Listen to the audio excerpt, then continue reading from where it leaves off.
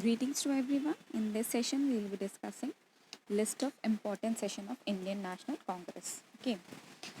So, starting with the introduction, Indian national Congress को किसने found किया था? ये बहुत बार एग्जाम्स में क्वेश्चन पूछा जाता है, तो इसको एओ ह्यूम्स ने फाउंड किया था. ओके. एंड इन 1885 पहला जो सेशन जो बॉम्बे में हुआ था उसको किसने प्रिसाइड किया था? कौन उसका प्रेसिडेंट था? He was W C. Banerjee.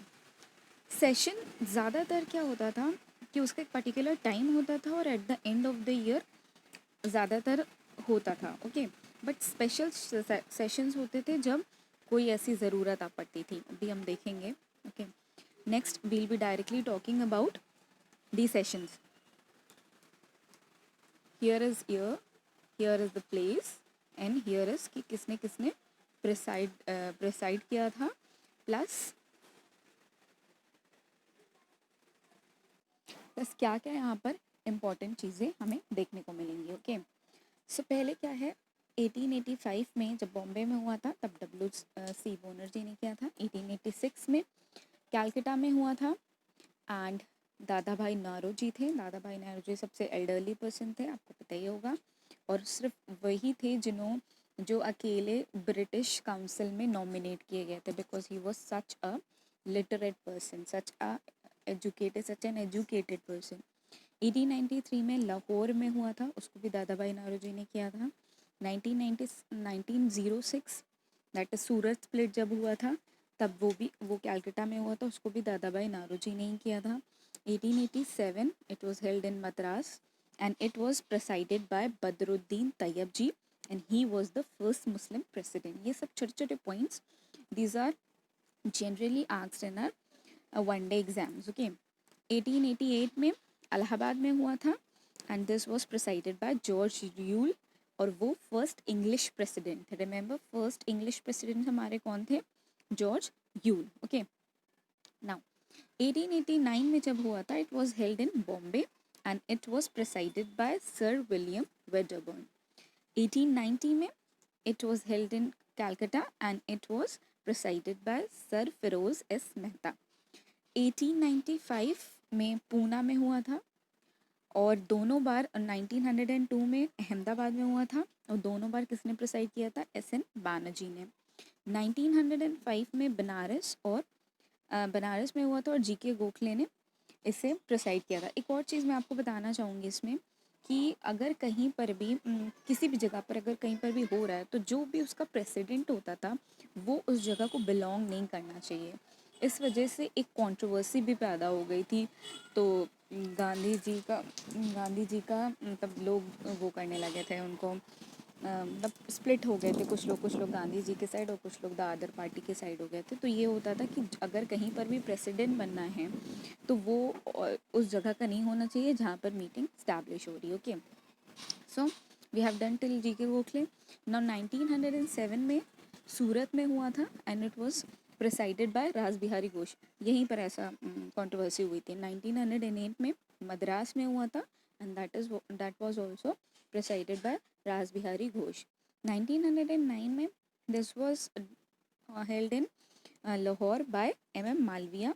We all know Madan Mohan Malviya. 1916 में लखनऊ में ए.सी. मजुमदार.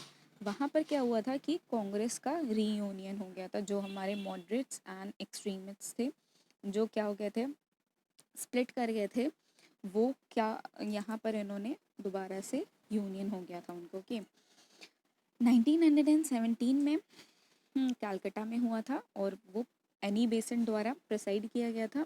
एनी बेसेंट हमारी फर्स्ट वुमेन थी. ओके. वुमेन प्रेसिडेंट थी फर्स्ट. वैसे तो वुमेन कम ही थी हमारी इंडियन नेशनल कांग्रेस में, लेकिन एनी बेसेंट फर्स्ट हमारी प्रेसिडेंट थी women. Okay. But she was not Indian. अभी हम आगे पढ़ेंगे इंडियन कौन था. Next is 1919 it was held in Amritsar by presided by Motilal Nehru. 1920 में जब हुआ था तो कैलकाटा का था. ये देखिए ये हमारा स्पेशल सेशन था and this was presided by Lala Lajpat Rai. 1920 में जब 1921 में जब हुआ था it was held in Ahmedabad and in Gaya, okay. और 1922 में गया में हुआ था, और दोनों बार सिराज आपने सुना होगा इनका नाम, सिराज दास ने किया था, ओके। 1923 में दिल्ली में फिर से एक स्पेशल सेशन हुआ था, और ये अब्दुल कलाम आज़ाद ने किया था। ये हमारे क्या थे, यंगेस्ट प्रेसिडेंट थे। ये भी हमें लर्न होना चाहिए कि यंगेस्ट प्रेसिडेंट कौन था। youngest president, he was Abdul Kalam Azad, okay. So next is 1924 में। अब 1924 में बेलगांव कहाँ है, कर्नाटक में है, उसमें हुआ था। वहाँ पर MK गांधी ने प्रेसाइड किया था। 1925 में इट वाज हेल्ड इन कानपुर, और सरोजिनी नायडू ने किया था। अभी हमने आनी बेसेंट को देखा था, तो she was first women, okay. अब सरोजिनी नायडू जो है वो हमारी क्या है, फर्स्ट इंडियन वेमेन है, okay. She was first Indian women, done. Now 1928 में जब हुआ था, it was held in Calcutta by Motilal Nehru. First all India youth Congress form हुई थी, ओके।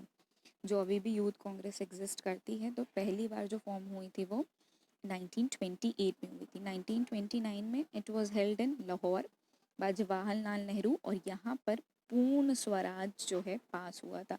ये बहुत ज़्यादा इम्पॉर्टेंट है कि पूर्ण स्वराज कब पास हुआ था।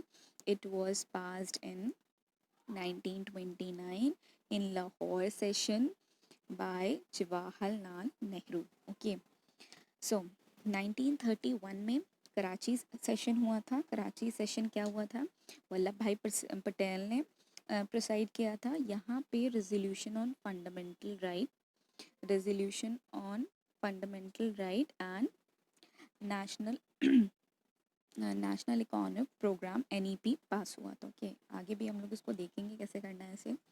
1932 में दिल्ली में हुई थी, एंड 1933 में कैलकाटा में हुई थी, और ये वाला सेशन हमारा बैन कर दिया गया था, क्योंकि क्या था ना कि आपस में फूट पड़ रही थी INC में।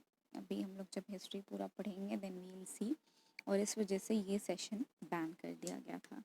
नेक्स्ट इज 1934 बॉम्बे में हुआ था, and it was presided by Rajendra प्रसाद।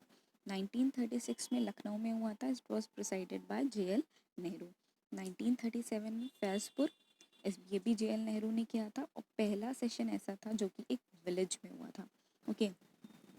1938 में हरिपुरा में हुआ था, यहाँ पर SC बोस ने प्रिसाइड किया था। National planning committee setup under JL Nehru, यहाँ पर एक प्लानिंग कमेटी सेटअप की गई थी, ठीक है। अभी हम उसको भी बाद में देखेंगे कि क्यों सेटअप की गई थी। 1939 में त्रिपुरी लिखित, दिस इज त्रिपुरा, ओके। ये हुआ था।